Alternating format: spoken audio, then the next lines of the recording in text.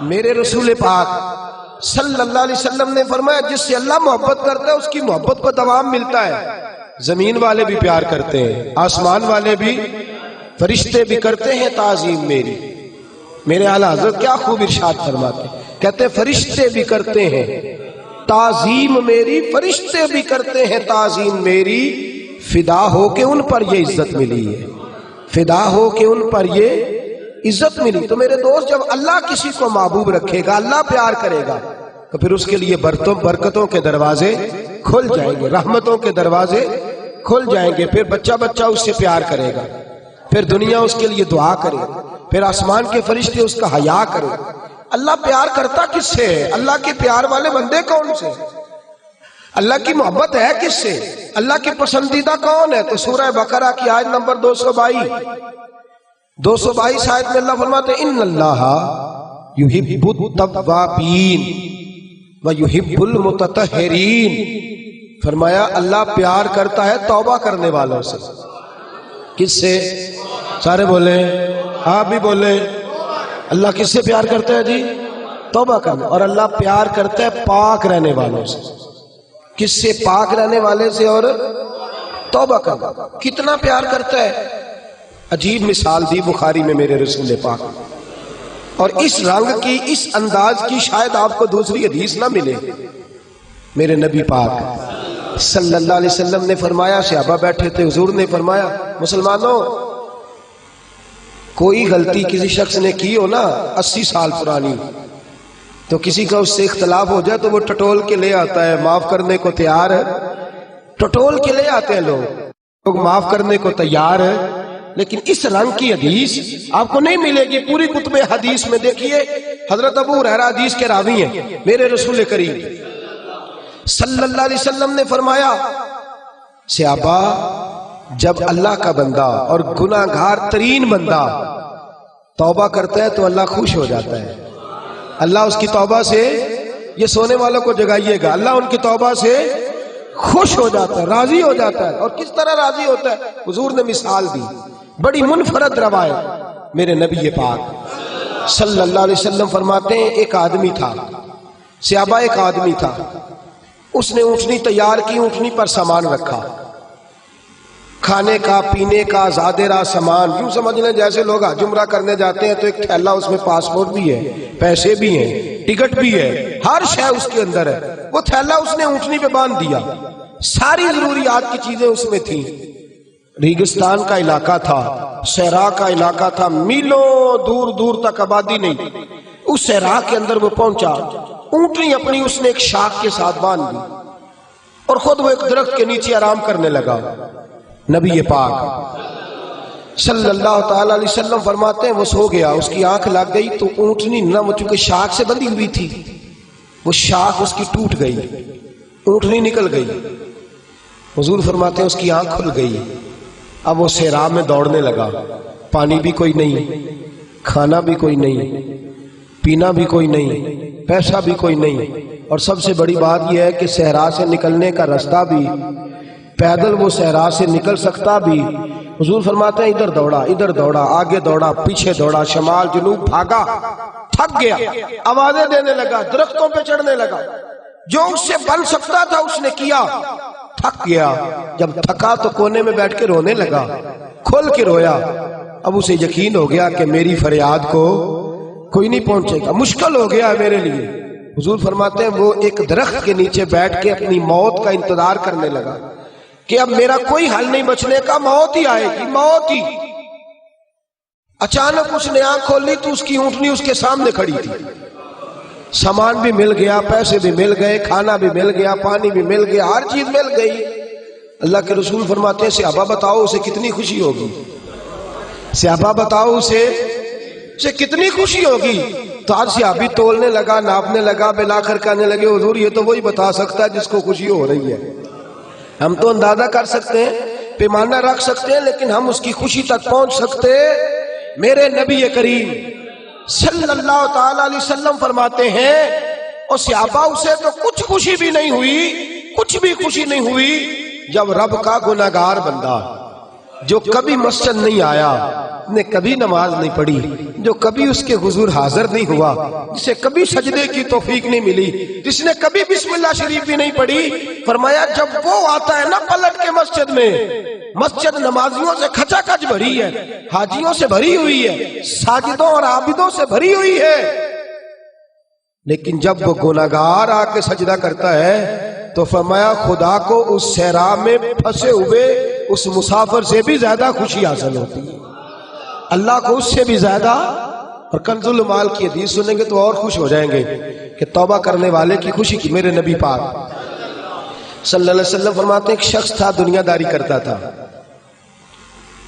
بڑا مال، بڑی جائیدادیں، بڑا ڈیرا، بڑا کھانا پینا، بڑا آنا جانا لوگوں کا، بڑے پیسے۔ اچانک حالات کسی وجہ سے بدل گئے،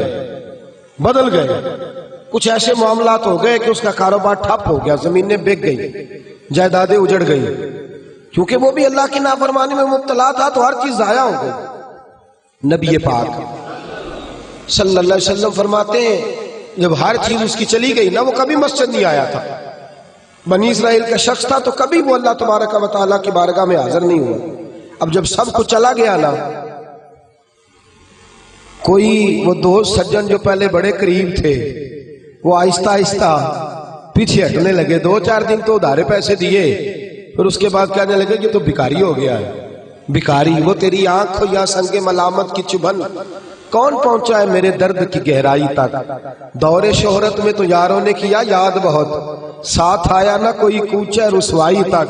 اور میاں صاحب کہتے ہیں ساری عمر ہی آٹا گدہ ہے تے لکھا کیتے پیڑے، ان وقت آیا ہی تے محمد بخشا کوئی نہیں ہو بیٹھا نیڑے، ساری عمر ہی آٹا گدہ میں لکھا کیتے پیڑے، اے وقت آیا ہی تے محمد بخشا کوئی بھی نہیں بیٹھا نیڑے۔ میرے نبی پاک صلی اللہ تعالی وسلم فرماتے الجھ گیا، جب تھک گیا نا دنیا داروں کی طرف، رشتہ داروں کی طرف، یار دوستوں کی طرف، تو پھر جا کے مسجد یاد آئی، سجدہ کیا، کہنے لگا یا اللہ کوئی نہیں میرا تیرے سوا، اللہ میں نے دنیا دیکھ لیا ساری، تیرے سوا میرا کوئی نہیں۔ رب کریم نے فرشتوں کو بلایا، فرمایا ادھر آؤ، جاؤ میرا بندہ جیسے کہتا ہے ویسے ہی کر دو، جو کہتا ہے ویسے ہی، جو وڈیاں شانہ والے مولا تے رب غریب نوازا، اپنے بندیاں تائیں کھلی رکھی رحمت دا دروازہ، یا اللہ مدد فرما۔ فرمایا جاؤ فرشتے جیسے یہ کہتا ہے ویسے ہی۔ فرشتے کہنے لگے یا اللہ ہماری ضرورت تو نہیں، پر ڈر کے نہیں آیا، یہ الجھ گیا ہے تب آیا ہے، پھنس گیا ہے تب آیا ہے، یا اللہ یہ تجھ سے ڈر کے تیری محبت میں کیسے آیا ہے؟ اللہ کرے آپ کو سمجھ آ رہی ہو اس لذت کی، کیسے آیا ہے؟ پھنس گیا، اب اس کا چارہ کوئی نہیں رہا۔ واہ، آواز قدرت آئی، اس آواز میں بھی بڑا کرم ہے۔ رب کریم نے فرمایا فرشتو تمہارا کیا خیال ہے؟ مجھے نہیں پتا، انی اعلم ما لا تعلمون، جو میں جانتا ہوں وہ تمہارا کیا خیال ہے مجھے نہیں پتا۔ اور فرمایا تمہیں تو اتنا پتا ہے نا کہ یہ الجھ کے آیا، مجھے آگے کی بات کا بھی پتا ہے، یا اللہ آگے کیا ہے؟ فرمایا میں نے اسے نواز دینا ہے، اس نے دوبارہ آنا بھی کوئی نہیں، لے کے جائے گا تو دوبارہ۔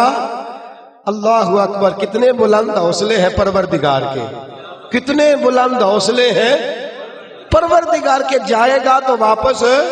اللہ اکبر۔ میرے حبیب فرماتے بنی اسرائیل کا وہ شخص تھا، اللہ نے دے دیا، چلا گیا لے کے، دوبارہ پھر بھول گیا، پھر ڈیرے، پھر وہی جھوٹے یارانے، وہی دوستیاں، وہی سارے معاملات، الجھ گیا، پھر انہی کاموں میں الجھ گیا۔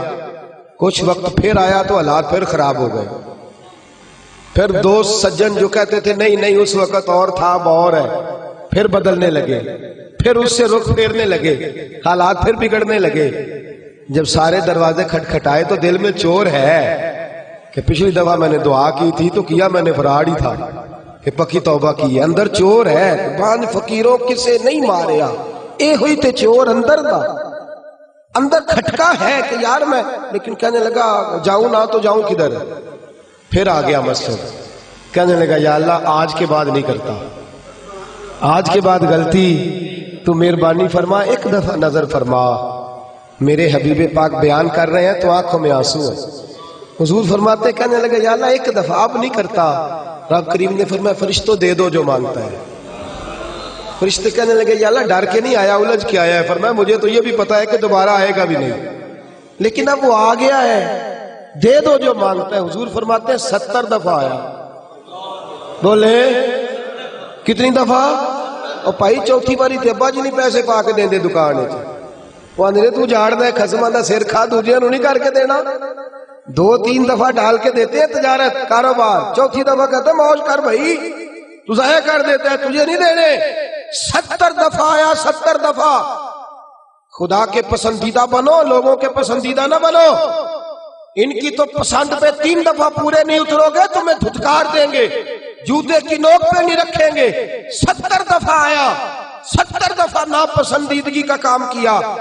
ایک دن پھر رات کو اٹھا, اب الجھا نہیں, اب مال ہے, دولت ہے. رات کو اٹھ گیا, اٹھ کے بیٹھ گیا. دل میں خیال آیا میں کتنا برا ہوں, خدا کے دروازے پہ تب جاتا ہوں جب پھنس جاتا ہوں, اس کے آستانے پہ تب جاتا ہوں جب الجھ جاتا ہوں, اس وقت جاتا ہوں جب بیمار ہو جاتا ہوں, اس وقت جاتا ہوں جب تعویذ کی ضرورت ہوتی ہے, دعا کی عادت ہوتی ہے. کتنا خود غرض ہوں, خدا کو بھی سجدے کرتا ہوں. میرا اس شہر عداوت میں بسیرا ہے جہاں, احمد فراز نے کہا میرا اس شہر عداوت میں بسیرا ہے جہاں. لوگ سجدوں میں بھی لوگوں کا برا سوچتے, میں کہاں بس رہا ہوں کہ یہاں بھی میرا لالچ ہی ہے. اٹھا, پھر تڑپا, مصلی بچھایا تو مصلی آنسوؤں سے بھیگ گیا. کہنے لگا خدایا تو عظیم ہے, میں ذلیل ہوں, تو بڑا ہے, میں عاجز ہوں, تیری کیا بات ہے, میں کچھ بھی نہیں. خدایا 70 دفعہ توبہ کی اور جھوٹی کی, تیرا کتنا بڑا حوصلہ ہے, تو نے ہر دفعہ میری قبول فرمائی. خدایا آج میں لالچ لے کے نہیں آیا, میں تجھے راضی کرنے آیا ہوں. آج میں تجھے راضی کرنے آیا ہوں, سچا ہو کے آیا ہوں. میرے محبوب فرماتے, رب نے فرمایا فرشتوں کھولو نظر آسمان کے دروازے. تم کہتے تھے الجھ کے آیا, پھنس کے آیا, کھولو آسمان کے دروازے, وہ دیکھو سجدے میں گرا ہوا ہے. یہ آج الجھ کے نہیں آیا, یہ آج مجھ سے ڈر کے آ گیا ہے, آج میرے پیار میں آ گیا ہے. فرشتے کہنے لگے یا اللہ پہلے تو مال دیتا تھا, اب کیا دے گا؟ تو میرے حبیب فرماتے ہیں, رب فرماتے ہیں اب میں اسے دنیا میں عزت دوں گا اور قیامت کے دن بغیر حساب کتاب جنت عطا فرما دوں. بغیر حساب کتاب جنت عطا کر.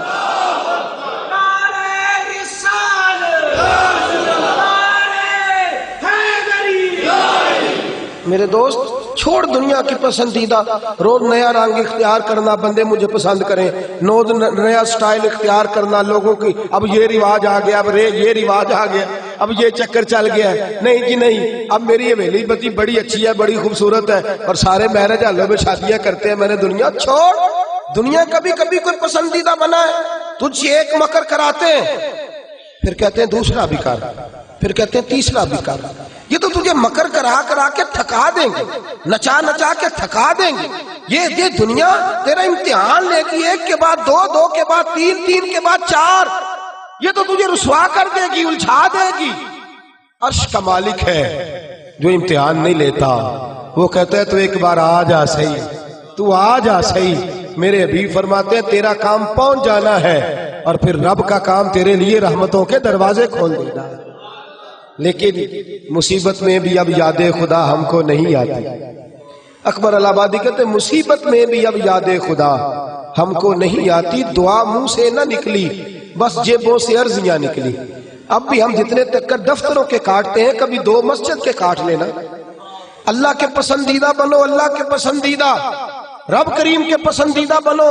وہ جس طرح چاہتا ہے اس طرح کے بن جاؤ, جس طرح اللہ تمہیں پسند کرتا ہے اس طرح کے بنو, جس طرح کے رسول پاک صلی اللہ علیہ وسلم تمہیں پسند کرتے ہیں تم اس طرح کے بنو, جس طرح کے حضور چاہتے ہیں اس طرح